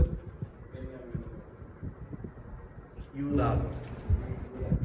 ఇదేమో యూదా రాజుల వంశము, ఇదేమో ఇజ్రాయేలుల రాజుల వంశం. మీరు బైబిల్లో కూడా ఏదైనా చివర్లో చదివినప్పుడు ఇది యూదా రాజుల వృత్తాంత గ్రంథమందు రాయబడి ఉన్నది, ఇది ఇజ్రాయేలు రాజుల వృత్తాంత గ్రంథమందు రాయబడి ఉన్నది అనే మాటలు మీరు గమనిస్తారు. ఇప్పుడు యూదాలోకి వచ్చేసరికి ఎన్ని ఉన్నాయి? 2 ఉన్నాయి. యూదా గోత్రం, ఇంకొక గోత్రం. ఇక్కడ 10 గోత్రాలు విడిపోయినాయి. బాగానే. సొలొమోను కొడుకు పేరేంటో తెలుసా? రెహబాము. సొలొమోను కొడుకు పేరేమో. కాబట్టి ఏమైంది? యూదా గోత్రం గురించి ఇది కాబట్టి సొలొమోను విషయంలోకి వచ్చేసరికి ఆయన 2 ప్రాంతాలు, 2 గోత్రాలకు కలిపి రాజు అయిపోయాడు. ఈయన 4వ రాజు. ఈయన 4వ రాజు. సౌలు, దావీదు, సొలొమోను, రెహబాము. మీకు ఇంకా కష్టమే అయినా వినండి కథ. మీకు తెలుసో లేదో, ఇక్కడ ఈ 2 ప్రాంతాలకి, ఈ 2 గోత్రాలకి రెహబాము రాజు. మరి ఆ 10 గోత్రాలు మీరు మొదటి రాజుల గ్రంథమందు 12, 13 అధ్యాయాల్లో చరిత్ర కూడా మీరు తెలుసుకోవాలి. 12, 13 అధ్యాయాల్లోకి వస్తే రెహబాము 12వ అధ్యాయం మొదటి, రెహబామునకు పట్టాభిషేకము చేయుటకు ఇశ్రాయేలులందరూ షెకెమునకు రాగా రెహబాము షెకెమునకు పోయెను. ఇక్కడ రెహబామును పట్టాభిషేకం చేయాలని వచ్చారు. బాగానే. సో పట్టాభిషేకం అయిన వదిలేడు, రాజు అయ్యాడు. రెహబాము రాజు అయ్యాడు. సొలొమోను కొడుకు ఒక ప్రాంతం. ఏ ప్రాంతం? 2 భాగాలైనటువంటి ఇజ్రాయేలీలలో ఒక భాగాన్ని యూదా రాజుల వంశం లేదా యూదా ఏమంటారు, యూదా రాజు లేదా యూదా సామ్రాజ్యం అన్నాం. అట్లానేమో ఇక్కడేమో ఇజ్రాయేలీల సామ్రాజ్యం. మరి ఈ రెండింటి కోసం రెహబాము రాజు అయితే కొంత కథ జరిగింది. కొంత కథ ఏంటి? రెహబాముకు వాళ్ళు ఎవరో వచ్చారు, ట్యాక్స్లు ఎక్కువైపోయినాయి, తగ్గించమంటే పెద్దలను అడిగితే మంచిది, మీ నాన్నగారు మంచివాళ్ళు, అట్లా చేసేటోళ్ళు అని చెప్తే ఈ రెహబాము వినకుండా యవనస్తులను పిలుచుకొని అడుగుతాడు. వీళ్ళు ట్యాక్సులు ఎక్కువైనా అంటున్నారు, ఏం చేద్దామంటే ఇంకొంచెం పెంచు అన్నారు. యవనస్తులు కొంచెం గట్టోళ్ళు కదా, వాళ్ళకు లోతుపాట్లు తెలియదు. ఇప్పుడు ఎవరో ఒక సీఎం అంటున్నాడు అంట కదా, ఏమన్నా పిల్లలు బాగా కనండి, పిల్లలు బాగా కనండి. కంటే ఎవడు పెంచాలా, దానికి సంబంధించిన ఆర్థిక వనరులు ఏంటి, ఏం అవసరం లేదా, కంటూ పోతే సాగు. ఇక్కడ ఏమైందంటే కోపం వచ్చేసింది. ఎవరికి? మిగతా అసలు విడిపోవడానికి కారణం చెప్తారు. సో వాళ్ళు ఏం చేశారంటే ఇట్లా బాధపడడం కంటే ప్రత్యేకించబడడం మేలు అనుకొని ఏం జరిగిందంటే 17వ వచనం, అయితే యూదా పట్టణంలో ఉన్న ఇజ్రాయేలు వారిని రెహబాము ఏలెను. తర్వాత రాజైన రెహబాము వెట్టి పని వారి మీద అధికారి అయిన విధంగా చేసుకుంటూ వచ్చిన తర్వాత ఈ ప్రకారం ఇజ్రాయేల్ వారికి నేటి వరకు జరుగుతున్నది చెప్పుకుంటూ వస్తున్నాడు. మీరు గమనించండి, ఇలాగ వాళ్ళంతా కూడా చేస్తున్నారని 20వ వచనంలో చూస్తే, మరియు వాళ్ళ లీడర్ ఒక ఆయన తయారయ్యాడు. ఎందుకంటే ఈ ట్యాక్స్ లీక్స్లు అనేసరికి ఒక లీడర్ అవుతాడు కదా. యెరోబాము. ఎవరండి తన పేరు? ఈయన ఏం చేశాడు? ఆయన తీసుకొచ్చి 20వ వచనంలో చూడండి, యెరోబాము తిరిగి వచ్చినని ఇజ్రాయేలు, ఇక్కడ ఇజ్రాయేలీలే వాళ్ళంతా కలిసి ఉన్నప్పుడు ఇజ్రాయేలీలుగానే పిలువబడ్డారు. ఇప్పుడు ఏమైంది? విడిపోయిన తర్వాత వీళ్ళు యూదావారు అయిపోయారు, వాళ్ళు ఇజ్రాయేలీలు అయిపోయారు. ఇజ్రాయేలీలు 10 గోత్రాలు, యూదావారు 2 గోత్రాలు. అయితే ఇక్కడ రెహబాము ఏలుకుంటూ ఉన్నాడు. అక్కడ ఏమైపోయింది? ఆ వ్యతిరేకతగా వచ్చినటువంటి వారందరికీ యెరోబాము అనేటువంటి అతను ఏమయ్యాడు? మీరు గమనిస్తే తిరిగి వచ్చిన ఇజ్రాయేల్ వారిని అందరినీ విని ఏమన్నా సమాజముగా కూడా అతన్ని పిలువనంపించి ఇజ్రాయేల్ వారందరి మీద రాజుగా అతనికి పట్టాభిషేకం చేసి, ఇది 5వ రాజు. పిలిచి పిల్లనిస్తానంటే ఏం సంతోషం కదా కదా. ఎంటబడుతున్న అమ్మాయి లవ్ యూ చెప్పింది అనుకోండి, అబ్బాయికి పట్టపగ్గాలు ఉంటాయా? 1 సంవత్సరం కాదు, 2 సంవత్సరాలు కాదు, 10 సంవత్సరాలు ఎంటబడుతుంది. పాపం ఏం చేస్తాడు? చంపగలేక చివరికి ఏదో ఒక రోజు పాపం పుణ్యం అని లఘు అని చెప్పింది. ఎటుంటుంది అని పరిస్థితి? నాకైతే అనిపిస్తే వాడు ఆత్మహత్య చేసుకుంటాడు తక్కలేక. అమ్మాయికి కనిపించిన విధానాన్ని బట్టి వాడు ఆత్మహత్య చేసుకుంటాడు. యెరోబాము ఏం చేయాలండి? వాడు ఎవడో వాడిని తీసుకొస్తే రాజుని చేశాడు. ఏం చేయాలండి? వాళ్ళు ఇజ్రాయేలీలే, వీళ్ళు ఇజ్రాయేలీలే. విడిపోయారు కాబట్టి వీళ్ళు యూదావారయ్యారు, వాళ్ళు ఇజ్రాయేల్. ఏం జరిగిందండి? కాబట్టి ఏం చేయాలి? చాలా చక్కగా పాలించే ప్రయత్నం చేయాలి. ఇంకొంచెం మంచి పద్ధతులు ఏర్పాటు చేసుకోవడం చేయాలి. మీరు అదే అధ్యాయంలో మీరు గమనిస్తే 26వ వచనంలో చూస్తే మీరు ఏమనుందో చూడండి. ఇప్పుడు ఇక్కడేమో యెరూషలేము మందిరం ఉంది. ఇక్కడ రెహబాము పాలించే దగ్గర వాళ్ళు ఉండేది 2 గోత్రాలే. కానీ యెరూషలేము దాంట్లోకి వచ్చేసింది. యూదా గోత్రం కాబట్టి, యూదా సంతతి కాబట్టి అక్కడికి వచ్చేసింది. ఇప్పుడు వాళ్ళు 10 గోత్రాల్లో వాళ్ళు విడిపోయారు. అక్కడ రాజును పెట్టుకున్నారు యెరోబాము. కానీ మందిరానికి రావాలంటే ఎక్కడికి రావాలి? అర్థమవుతుందా నాకు పాయింట్? వాళ్ళు మందిరానికి రావాలి యెరూషలేము కంటే మళ్ళీ ఈ పక్కకే రావాలి.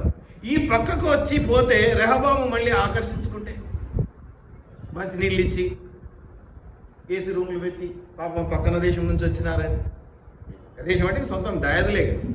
అందుకని ఏం చేశారంటే 26వ వచనంలో, ఈ జనులు యెరూషలేమందున్న యెహోవా మందిరం మన బలులు అర్పించటకు ఎక్కిపోవచ్చుండిన ఎడల ఈ జనుల హృదయం యూదా రాజైన రెహబాము అను తమ యజమాని తట్టు మళ్ళీ తిరుగును. అప్పుడు వారు నన్ను చంపి యూదా రాజైన రెహబామునకు మరలా చేరుదురు. రాజ్యము మరలా దావీదు సంతతి వారి దాగును అని కుళ్ళుగుట్టింది. బాగా మంచి రాజుని చేస్తే మందిరం అక్కడ ఉంది, మరి ప్రజలు ఏం చేస్తారు? వెళ్ళాలిగా యెరూషలేము మందిరానికి. అవతల పక్కకి వెళ్తే ఆయన ఏదైనా పెట్టి ఆకర్షిస్తాడేమో, ప్రజలు మళ్ళీ అటు వెళ్ళిపోతారేమో అన్న భయం కొద్దీ మీరు వెళ్ళొద్దాం. వెళ్ళొద్దంటే ఊరుకుంటారా ప్రజలు? ఇప్పుడు నేను వెళ్ళొద్దంటే మీరు వేరే సంఘాలకు వెళ్ళకుండా ఉండగలరా? ఉండలేదు. కాబట్టి ఏదో ఒకటి చిల్లర పని చేయాలి. ఆ పని చేయలేక నేను ఇటు ఆగిపోయాను. కానీ ఈయన చేశాడు. ఏం చేసినాడు? 2 దూడలు చేసినాడు. 2 దూడలు. మీరు అక్కడ గమనిస్తే వారిని అందరూ అని యెహోవా తన హృదయమందు తలంచి ఆలోచన చేసి 2 బంగారపు దూడలు చేయించి జనులను పిలిచి, యెరూషలేము పోవటకు మీకు కష్టము, ఇశ్రాయేలు వారులారా, ఐగుప్తు దేశంలో నుండి మిమ్మల్ని రప్పించిన మీ దేవుడు ఇవే అని చెప్పి, ఒకటి బేతేలునందును ఒకటి దానునందును ఉంచెను. ఎంత క్రూయల్గా, ఎంత దేవునికి వ్యతిరేకంగా లోబడనోళ్ళని ప్రజలుగా మారిపోయాడు. ఆయన ఒకటి మారిపోవడం కాదు, ప్రజలందరినీ లోబడని ప్రజలుగా మార్చేస్తూ ఉన్నాడు. పెద్ద తప్పు కదా అది. తన రాజ్యాన్ని కాపాడుకోవటానికి తను ఏదైనా చేసి ఉండవచ్చేమో, కానీ ప్రజలను యెరూషలేము మందిరానికి వెళ్లకుండా ఆపటానికి ఆయన చేసిన ప్రయత్నంలో భాగంగా దేవునికి వ్యతిరేకమైన కార్యాలు చేశారు. తర్వాత ఏం జరిగిందో మీ అందరికీ తెలుసు. దీంట్లో ఇంకొంచెం లిటిగేషన్లో చిన్న పాయింట్ ఒకటి జ్ఞాపకం చేస్తారు. మీరు 13వ వచనం మొదలు పెట్టుకుంటే, అంతటా దైవసేనుడైన ఒకడు యెహోవా చేత సెలవునుంది. దైవసేనుడైన ఒకడు యెహోవా చేత సెలవునుంది. దయచేసి జ్ఞాపకం పెట్టుకోండి. యెరొబోము ఇటువంటి నీచమైన పనులు చేస్తూ ఉంటే దేవుడు అంత ఈజీగా ఒకేసారి కొంతమందిని అందరినీ దహింసగ్నిలాగా దిగొచ్చి కాల్చడం అందరికీ అది కాదు. ఒక్కొక్కరికి ఒక్కో రకంగా రియాక్ట్ అవుతాడు. నాకు ఇష్టం, నేను ఇంకో 4 సార్లు చెప్పుకుంటాను తనకి, కొంచెం మారు, ఇట్లా కాదు, నేను పోడుకోలేను, కొంచెం మారు, బతిమాలుకుంటానో, గద్దించుకుంటానో, ఏదో హెచ్చరించుకుంటానో, ఏదో చేసుకుంటాను. వెంటనే చేయలేదా నాకు చెప్పిన పని, ఇదిగో అగ్ని కురిసేసి నువ్వు కాలిపోతావు, ఇలా ఉంటుంది. అందుకని యెరొబోము విషయంలో ఏం చేశాడు? కొంచెం తగ్గాడు దేవుడు. ఎవరిని పంపించాడు? 13వ అధ్యాయం 1వ వచనంలో ఒక దైవజనుడు. గుర్తుపెట్టుకోండి, పేరు అవసరంలో దేవునికి. గాడిదతో కూడా మాట్లాడించగలిగేటువంటి దేవుడు ఆయన. కాబట్టి ఒక దైవజనుడిని ఎక్కడి నుంచి? యూదా దాంట్లో నుంచి, అంటే యెరూషలేము పట్టణం నుంచి ఎక్కడికి పంపిస్తున్నాడు?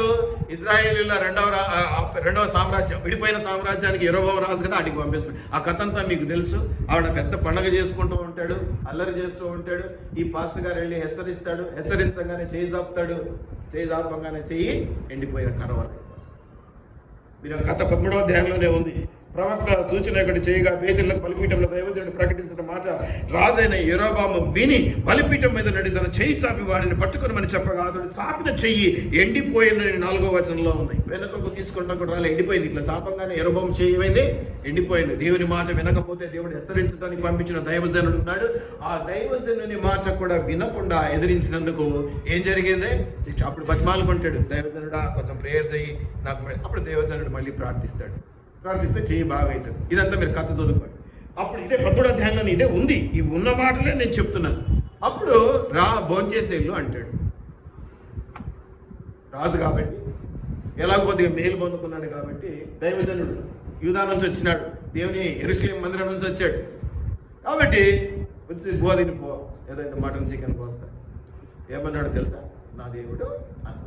ఏం చెప్పాడు తెలుసా? ఆ దైవజనుడిని దేవుడు పంపించేటప్పుడు, ఎవరు ఏం పెట్టినా తినకూడదు, ఎవరు ఏమిచ్చినా తాగకూడదు, వచ్చిన మార్గంలో మళ్ళీ తిరిగి రాకూడదు, కొత్త మార్గంలో సెకండ్ రూట్లో రావాలి. ఈ 3 ఆజ్ఞ చక్కగా దైవజనుడు విన్నాడు. అన్నపానములు పుచ్చుకొనవద్దనియు, నీ వచ్చిన మార్గంలో తిరిగి పోవద్దనియు యెహోవా వాక్కు చేత నాకు సెలవు ఆయనని రాజుతో చెప్పి, ఇక్కడి వరకు చాలా బాగా నచ్చాడు నాకు, చాలా బాగా నచ్చాడు. అంత దూరం నుంచి వచ్చి కూడా ఏమైనా సద్ది తీసుకుపోయిండేమో నాకు తెలియదు, కానీ ఎవరు ఏం పెట్టినా తినకూడదంటే భవిష్యత్ సద్ది తీసుకెళ్ళిండు.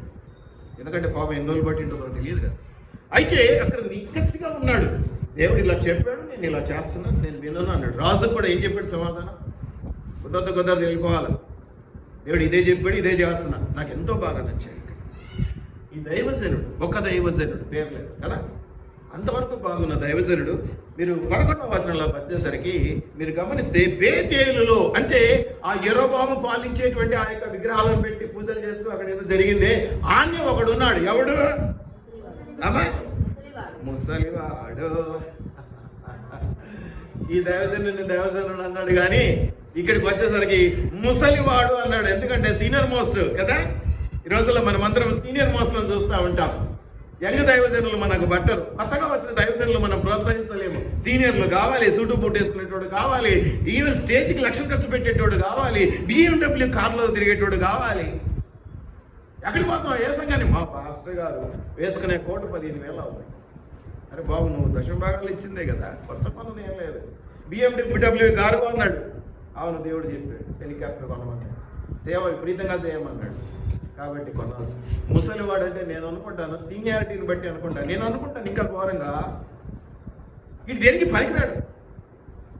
అందుకనే దేవుడు అక్కడే ఉన్నటువంటి వీని పక్కన పెట్టి, పక్కన యెరూషలేము నుంచి ఆ దైవజనుల్ని పక్కన తీసుకొచ్చి యెరోబోముకు వెళ్ళి ఇది చెప్పు అని చెప్పగలిగాడు. మీరు చూసే దృష్టి కాదు కావలసింది, మీరు చూసే తలంపుల్లో ఉన్నవాడు కాదు కావాల్సింది, దేవుని తలంపుల్లో ఉన్నటువంటి కాపరి కావాలి, దేవుని తలంపుల్లో వాడబడేటువంటి యాజకుడు కావాలి, అట్టి ప్రవక్త కావాలి తప్ప చుట్టూ బూట్లు కానీ, సీనియారిటీలు కానీ, ధన దాహాలు కానీ, ఇంకేదన్నా కానీ హంగామాలు కాదు, ఆదివారాలు భోజనం పెట్టే సంఘాలు కాదు మనకు కావాల్సింది. ఇక్కడ వాడు అక్కడే ఉన్నాడు, బేతేలులోనే ఉన్నటువంటి వాడు. ముసలివాడు అంటే సీనియరు అయినా కూడా దేవుని దృష్టి వాడి మీద బల్ల. కానీ వాడు బలవంతంగా వచ్చాడు దేవుని దృష్టిలో. ఏం జరిగిందో తర్వాత మీ అందరికీ తెలుసు. మనం ఆశించాల్సింది, మనం చూడవలసినది దేవుని తలంపులతో నింపబడినటువంటి వాడు, దేవుని పరిచయలో ఉన్నటువంటి వాడు. అందరూ పరిచయలోనే ఉన్నామని చెప్పుకునే వాళ్ళం ఎవరం తక్కువ వాళ్ళం కాదు. ఏమని లోపాలు వాళ్ళకి ఉంటాయి. ఒకటి 10 పైసలు అంతా అంటే, ఒకటి పావులు అంతా, ఒకటి 90 పైసలు అంతే. లోకమంతా అలాగే ఉంది. కానీ జాగ్రత్త పడవలసింది ఎవరు? పరీక్షించి మేలైన దానిని. ఎక్కడ ఇంత సీనియర్ మోస్ట్ వాడు ఇక్కడ ఉంచే దేవుడేమో అక్కడి నుంచి పిలుచుకొచ్చాడు. తీరా ఏమైంది తెలుసా? వీడు నక్కచిత్తులు చేశాడు. అదంతా కథలో భాగం, మీరు చదువుకోండి. ఏమన్నాడు తెలుసా? ఏ రూట్లో పోతున్నాడు కనుకరమని పిల్లలను పంపించాడు. వాడి పిల్లలు కనుకొచ్చాడు. వీడు గాడిద కట్టుకున్నాడు. ఆ రోజుల్లో గాడిదలే కదా, గాడిదని కట్టుకొని పోయినాడు. పోయిన తర్వాత ఏమైంది? పట్టుకొని రా ఇంటికి వచ్చి మోసం చెప్పాడు. దైవజన్ నాకు దేవుడు చెప్పాడు, ఎక్కడింటికి వెళ్ళొద్దు అన్నాడు, ఏం తీసుకొద్దు అన్నాడు, వచ్చిన రూట్లో పోవద్దు అన్నాడు. నేను రాను. అప్పుడు ఏమన్నాడు తెలుసా? వీడు కథలోనే తర్వాత ఇవంతా నేను నీ ఇంట ప్రవేశింపను, నేను రాను అన్నాడు. పాపం అంటే ఈ ముసలాడు ఏమన్నాడు తెలుసా? నేను నీ వంటి పాస్టర్నే. ఏమన్నాడు తెలుసా? నేను నీ వంటి యాజకుడనే. అంతేకాదు నా ఇంటికి దేవదూత వచ్చి చెప్పింది అని అబద్ధం ఉంది, క్లియర్గా ఉంది. ఏమన్నది?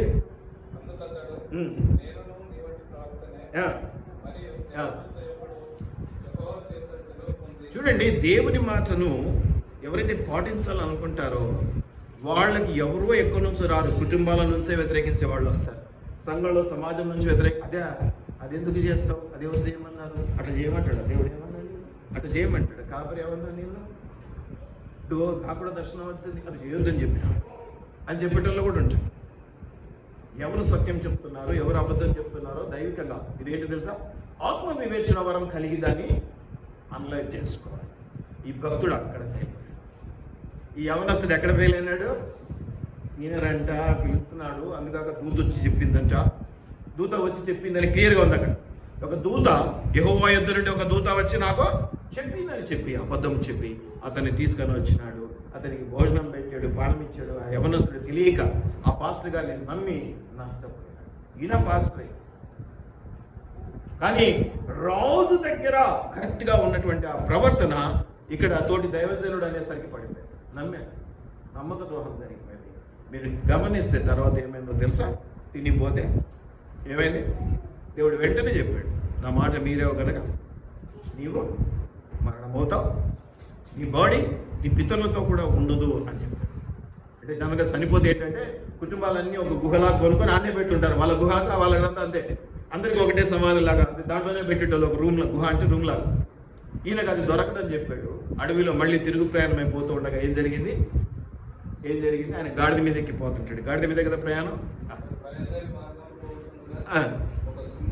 సింహము చీల్చి చెన్నాడింది దేవుని మాట వినకపోవటం వల్ల. విన్నంతవరకు ఎంత సేఫ్గా ఉన్నాడు, విన్నంతవరకు ఎంత దీవెనకరంగా ఉన్నాడు. రాజును సైతం నిలబడరా బై దేవుడు పంపించాడు నన్ను అనగలిగాడు. వాడు చెయ్యి ఇదైపోతే రాజుకు మళ్ళీ బతిమాలుకున్నాడు, ప్రార్థన చేయకపోయింది అంటే ప్రార్థన చేసే దేవుడు చెయ్యి ఇచ్చాడు రాజుకి. అంత పవర్ఫుల్గా వాడబడ్డటువంటి ఆ యొక్క చిన్న దైవజనుడు ఒక పెద్ద దైవజనుడి యొక్క మోసపు మాటలకు లొంగిపోవటం వల్ల ఆయన శరీరం సైతం మళ్ళీ యూదాకు చేర్చబడలేదు. సింహము తినింది. ఇంకా విచిత్రమైన విషయం అక్కడ చెప్పబడుతుంది. దేవుని మాట మీరినందుకు ఆ యొక్క యాజకుని చంపింది సింహం, కానీ అతడు ఎక్కి వచ్చిన గాడిదను ముట్టుకోలేదు. యాక్చువల్గా సింహం దేన్ని చంపాలి? ఇంకా ఒకవేళ యాజకుని చంపిన తర్వాత అయినా అది కూడా క్లియర్గా మీకు 13వ అధ్యాయంలో ఉంటుంది. గాడిదను చంపక అక్కడే నిలిచి ఉండుట. 28వ వచనంలో అతడు పోయి అతని శవము మార్గమందు పడి ఉండుటయు, గాడిదయు సింహమును శవము దగ్గర నిలిచి ఉండుటయు, సింహము గాడిదను తీల్చివేయక శవమును తినక. ఒక చంపిందే కానీ శవాన్ని ముట్టుకోలేదు. సింహం చంపుతా ఏం చేస్తుందండి? తింటది, తినవ. దేవుని మాట మీరితే ఎలా ఉంటుందో దయచేసి జ్ఞాపకం పెట్టుకోండి. ప్రియమైనటువంటి దేవుని బిడ్డలారా, లోబడటం వల్ల అప్పుడప్పుడు లోబడటం వల్ల చివరి ఎగ్జాంపుల్ ఒకటి చూపించేది ముగిస్తాను. యోనా మీకు అందరికీ తెలిసిన కథ. తూర్పు బొమ్మంటే పడమరకు పోతా, ఇటు బొమ్మంటే అటు పోతా అని పోయినాడు. చిన్న శిక్ష వేశాడు దేవుడు. ఏంటి? చేప కడుపులో 3 రోజులు చిన్న పనిష్మెంట్. దాన్ని సాదృశ్యంగా మరి దేవుని యొక్క యేసు ప్రభు 3 దినాలు అవన్నీ మనం చెప్పుకుంటాం, కానీ నేనేమనుకుంటాను, పనిష్మెంట్. దేవుడు తన యొక్క మాట వినని ప్రజల విషయంలో ఎప్పుడు కూడా పెద్దగా శిక్షించాలనే జరుగుతూ ఉన్నదే, కానీ దేవుని కృపను బట్టి, ప్రేమను బట్టి, నాకు ఎక్కువ ప్రేమ ఉందండి, తప్పే జరిగింది, ఏం చేస్తాను నేను? నాకు సర్దుకారు ఎందుకంటే చేసిన చేయి ఇంకా ఎప్పుడు అంటే కొంచెం కొట్టను కూడా కొట్టాం, కానీ కొంచెం హెచ్చరికైతే బెదిరిస్తాం. యోనా విషయంలో జరిగినంత పని చివరి వరకు ఆయన పాపం బాధపడితేనే అన్నాడు, నాకు ముందే తెలుసు వీళ్ళను కాపాడతామని తెలుసు, అనవసరంగా రప్పిస్తేవి అది ఇది. అయినా కూడా దేవుడు ఎప్పుడు కూడా ఆ నేనవే పట్టస్తులను వదులుకోలేదు, చక్కగా దీవించాడు. కాబట్టి లోబడినప్పుడు ఎంత దీవెన కలుగుతుందో, లోబడి ప్రజల విషయంలో ఎలాగ మనం నష్టపోతామో జ్ఞాపకం చేసుకోండి. ముసలి యాజకుడు అబద్ధమాడి, వీళ్ళని ఏమంటామంటే ఒక రకంగా చెప్పాలంటే పులిసిన పిండి అంటే ఇది కొంచెం పోయి దాంట్లో మంచి పిండిలో కలిసింది అనుకో ఏమవుతుంది? పెద్దగా అవసరంలా, ఇంత చాలు, కొంచెం చాలంట. పులిసిన పిండి ఇంత తీసుకెళ్ళి ఇంత దాంట్లో కలిపితే కాదట, కొంచెము పులిసిన పిండి కూడా తీసుకెళ్ళి కలిపితే మంచి దాంట్లో మొత్తం అంతా పులిసిపోవాలి. అందరినీ పాడు చేసేటువంటి పరిస్థితి రోజులలో ఉన్నాయి. రాకడ సమీపిస్తూ ఉంది. ఎక్కడి నుంచో కాదు, దేవుని వ్యతిరేకస్తులు దేవుని మందిరంలో నుంచే బయలుదేరుతూ ఉన్నారు. ఎక్కడికి వెళ్తున్నాం, ఏమి వింటున్నాం, ఏమి చేస్తున్నాం, ఏమి చూస్తున్నామని జాగ్రత్త పడవలసిన రోజుల్లో ఉంటున్నాం. తెల్లనివన్నీ పాలు కావు, నల్లనివన్నీ నీళ్లు కావు. ప్రతి ఒక్కళ్ళు పరిశుద్ధులు కాదు, ప్రతి ఒక్కళ్ళు దైవజనులు కాదు. వ్యాపారం ఏమంటాం ఈ రోజుల్లో? వ్యాపారం. దయచేసి పులిసిన పిండి వేషధారణకు గుర్తు. వేషధారలే కాకుండా ఇంకేమన్నా వచ్చండి? అబద్ధ బోధ అబద్ధం చెప్పాడుగా, అబద్ధ బోధకుడికి గుర్తుగా దయచేసి జ్ఞాపకం పెట్టుకున్నాం. లోబడితే ఆశీర్వాదం. మలముతో, మనుష్య మలముతో ఒక స్టేజ్ వచ్చిన తర్వాత మనం కడుపులో పుట్టిన పిల్లల ముడ్డి కూడా మనం గడగాలంటే ఒక స్టేజ్, చిన్న పిల్లలు అన్న పెద్దగా అయినాక కడుక్కోకూడదు. ఎంత ప్రేమ ఉన్నా తగ్గించుకునే స్వభావం, చెప్పినది చెప్పినట్టు వినే స్వభావం కాదు. నవలట కాదు, నిజంగానే దేవుని దగ్గర అంత తగ్గింపు. ప్రాణం పెట్టినంతగా దేవుడు ప్రేమించినాడు. ప్రాణం పెట్టినంతగా మనం ప్రేమించిన స్థితి కలిగి ఉంటే మన ఆశీర్వాదం ఆపటం సాధారణ. ఇవాళ నష్టపోతున్నాం, కష్టపెడుతున్నాం, ఇరుకుల్లో ఉన్నాం, ఇబ్బందుల్లో ఉన్నామంటే ఎక్కడో అన్నింటిలో పడ్డావు, ఎక్కడో ఒక్క దగ్గర ఏదో ఉంది, వెతికి పట్టుకున్నావు. ఇది నువ్వు పట్టుకుని అది నేను పట్టుకుంటా. చేతనైతే సరి చేసుకునే ప్రయత్నం చేద్దాం. చేత కాకపోతే ప్రభువా ముమ్మారు ప్రార్థిస్తే, ఆ పౌలు వలె ముమ్మారు ప్రార్థిస్తున్నాను, నీ చిత్తం అయితే తొలగించలేకపోతే అది నీ చిత్తం, నేనేం చేయలేను. నా చేత అయితే కావట్లేదు ఇది తొలగించుకోండి, ఈ బలహీనత కానీ, ఈ ముళ్ళు కానీ, ఇంకేమన్నా. దయచేసి దేవునికి లోపడదాం, దీవించబడదాం. ప్రార్థన చేసుకుందాం. దయగలిగినటువంటి మా ప్రియ పరలోకపు తండ్రి, కృప కలిగినటువంటి మా దేవానికి వందనాలు. లోబడనొల్లని ప్రజలు, మాట విననొల్లని ప్రజలు అనేటువంటి అంశాన్ని మేము తీసుకొని ఈరోజు కొన్ని అంశాలను మేము జ్ఞాపకం చేసుకున్నాం. మమ్మల్ని క్షమించండి. ఇంకా ఎక్కడైనా లోబడే తత్వంలో లోటు ఉంటే క్షమించి లోబడే ప్రజలుగా మమ్మల్ని మార్చుకోరండి. ఎవరమైతే మేము లోబడతామో, ఎవరమైతే ప్రభావం మీకు మాట తప్పక ప్రవర్తిస్తామో మేము దీవించబడతామని ఇప్పుడు చదువుకున్నటువంటి కొద్ది భాగాలలో మేము నేర్చుకున్నాం. అయ్యా క్షమించి ఆదరించండి, సహాయం చేయమని. అట్టి మంచి మనస్సు, లోబడే మనస్సును మాకిచ్చి నీ కృపలో జ్ఞాపకం చేసుకున్నామని నజరుడైన యేసు నామములో అడిగి వేడుకొని ప్రార్థిస్తూ ఉన్నాము. ఆమేన్.